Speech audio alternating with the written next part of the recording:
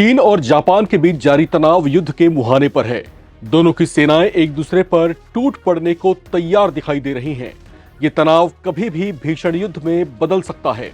हालांकि उससे पहले जापान ने नाजुक हालात को देखते हुए चीन से बातचीत की कोशिशें की हैं, लेकिन बात बन नहीं पाई।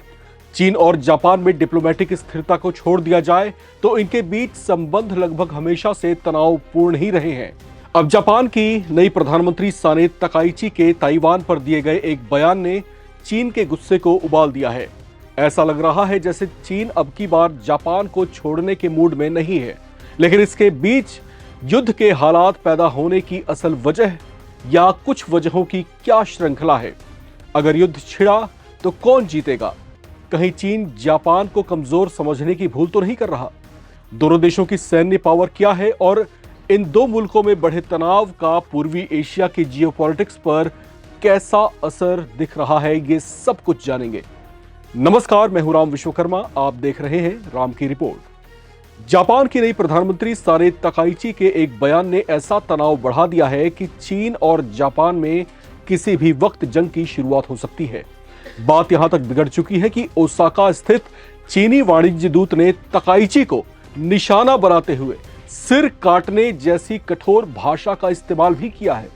दरअसल चीन जापान के बीच विवाद तब शुरू हुआ था जब प्रधानमंत्री साने तकाइची ने अपने सांसदों को संबोधित करते हुए यह कह दिया था कि ताइवान पर चीन के हमले से जापान के अस्तित्व को खतरा हो सकता है और जिसका जवाब उसकी ओर से दिया जा सकता है। चीन जो ताइवान को अपना अभिन्न अंग मानता है, उसे लेकर जापान की ऐसी टिप्पणी को उसने युद्ध भड़काने वाला बयान कहा है।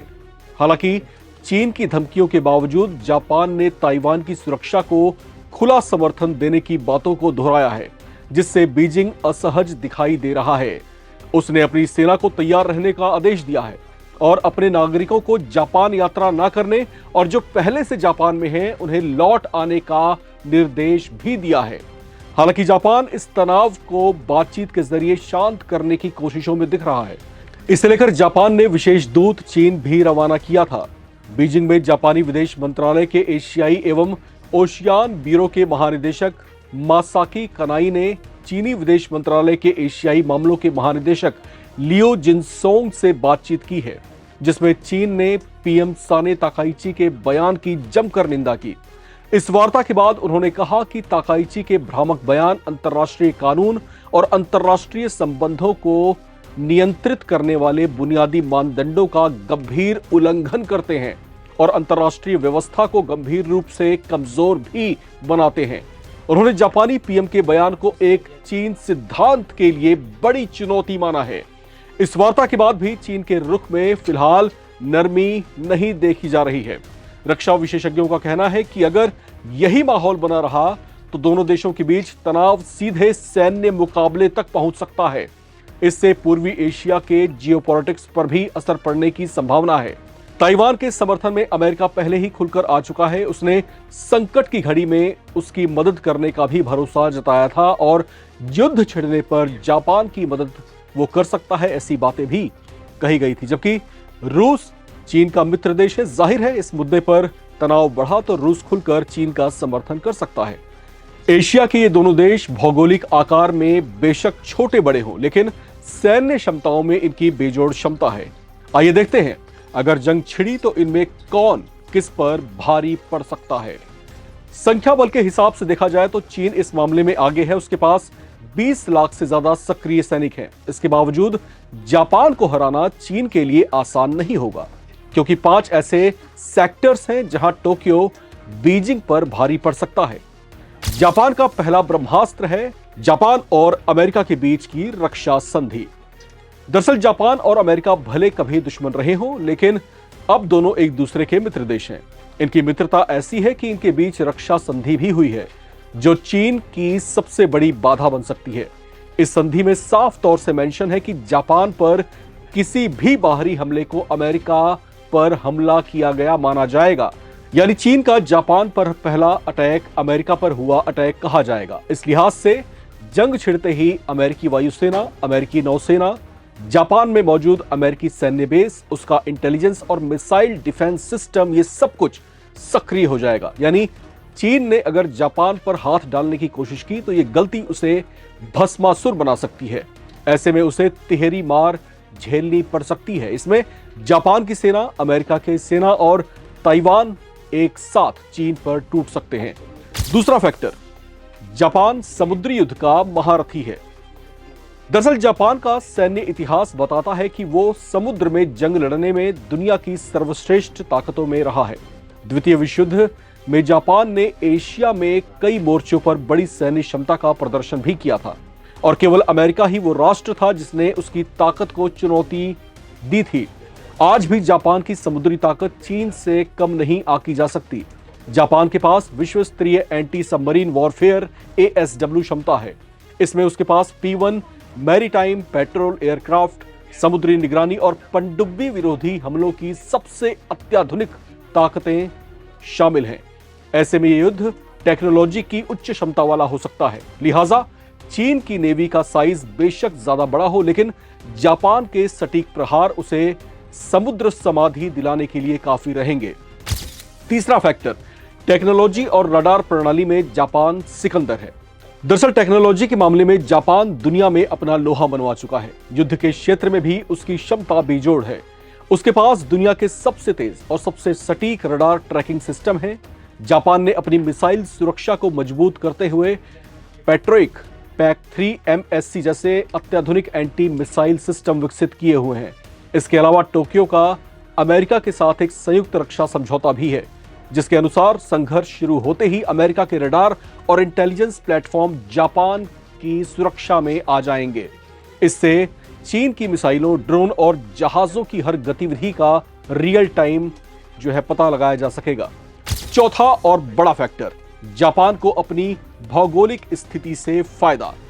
दरअसल जब जंग छिड़ती है तो आपकी पोजीशन काफी हद तक ही तय कर देती है कि उसमें आपका क्या हश्र होगा। इस मामले में जापान बेहद फायदेमंद स्थिति पर लोकेट है। जापान को तोशिमा स्ट्रेट और ईस्ट चाइना सी, ryukyu आइसलैंड्स, माइको स्ट्रेट और ओकिनावा आइसलैंड चेन से वॉर बेनिफिट मिल सकता है। ये सभी ऐसे स्ट्रेटेजिक पॉइंट्स की तरह हैं जिन्हें पार किए बिना चीन जापान के किसी मुख्य क्षेत्र तक नहीं पहुंच सकता। इन्हें समुद्र में जापान का सुरक्षा घेरा भी कहा जाता है। चीन की नौसेना को जापान के इन तटीय इलाकों से होकर ही उत्तर प्रशांत तक पहुंचना पड़ेगा। ऐसे में जापान आसानी से चीन की नेवल एक्टिविटीज को रोक या उसको धीमा कर सकता है। ये वही जोन है जिसे सैन्य विशेषज्ञ चोक पॉइंट कहते हैं, जहां से गुजरना काफी जोखिम भरा और नियंत्रण से बाहर हो सकता है। पांचवा और सबसे बड़ा फैक्टर, जापान के समर्थक देशों की ज्यादा संख्या। दरअसल जापान को कई देशों का नैतिक समर्थन मिला हुआ है जो युद्ध की स्थिति में उसका मोराल रेज कर सकते हैं। युद्ध में आपका मनोबल आपको आधी जंग जिता देता है, ऐसी कहावतें जंग के सूरमा कहते रहे हैं। पूर्वी और दक्षिण पूर्वी एशिया में चीन की नीतियों से कई देश असहज स्थिति में हैं, जिसका लाभ जापान को मिल सकता है। इसमें फिलीपींस, साउथ कोरिया, वियतनाम और वो ताइवान भी है जिसे चीन कब्जाने की फिराक में है। लिहाजा अगर चीन और जापान में युद्ध की शुरुआत होती है तो टोक्यो के साथ कई देशों का समर्थन रहेगा, जिससे चीन पर दबाव बढ़ सकता है। साउथ चाइना सी में चीन का फिलीपींस के साथ भी टकराव रहा है जो जापान के साथ खड़ा हो सकता है। हालांकि चीन को इस बात का गुमान है कि उसके पास एक विशाल सेना है जिसमें 20 लाख सक्रिय सैनिक हैं, जो उसे दुनिया की सबसे बड़ी आर्मी बनाती है। उसके पास सबसे बड़ी नौसेना भी है जिसमें 700 से ज्यादा जंगी जहाज और कई एयरक्राफ्ट कैरियर भी हैं। उसके सैन्य बेड़े में 3000 से ज्यादा एडवांस्ड फाइटर जेट भी हैं, जबकि वो हजारों बैलिस्टिक मिसाइलों और इंटरकॉन्टिनेंटल मिसाइलों से भी लैस है। इन सब के बावजूद चीन जापान से सीधे युद्ध में उलझने से बचेगा, क्योंकि जो फैक्टर्स जापान को स्ट्रांग बनाते हैं वो चीन को बराबर की टक्कर दे सकता है। तो ये स्थितियां इस समय जो पूर्वी एशिया में दिखाई दे रही हैं वो बेशक से चीन और जापान के बीच भीषण युद्ध का संकेत दे रही हो, लेकिन चीन जापान पर हाथ डालने से पहले इन तमाम फैक्टर्स पर गहराई से विचार जरूर करेगा। वो नहीं चाहेगा कि वो किसी लंबे चलने वाले संघर्ष में उलझे, लेकिन साथ ही साथ चीन के सामने चुनौती ये भी है कि जिस ताइवान पर वो कब्जा करना चाहता है वो जापान को सबक सिखा करके दुनिया की ऐसी तमाम ताकतों के सामने एक उदाहरण पेश करना चाहता है कि ताइवान उसका अभिन्न अंग है। अगर किसी ने उसको उससे जुदा करने की कोशिश की तो उसका वो क्या हश्र कर सकता है। लेकिन क्या जापान की स्थिति में या जापान के साथ युद्ध लड़ने की जो स्थितियां बन रही हैं, क्या वो जमीन पर पॉसिबल होती दिखाई दे रही हैं? ये बड़ा सवाल है। आप इस पर क्या सोचते हैं? कमेंट बॉक्स में कमेंट करके जरूर बताएं। इस रिपोर्ट में फिलहाल इतना ही। बाकी अपडेट्स के लिए आप बने रहें, देखते रहें नवभारत टाइम्स।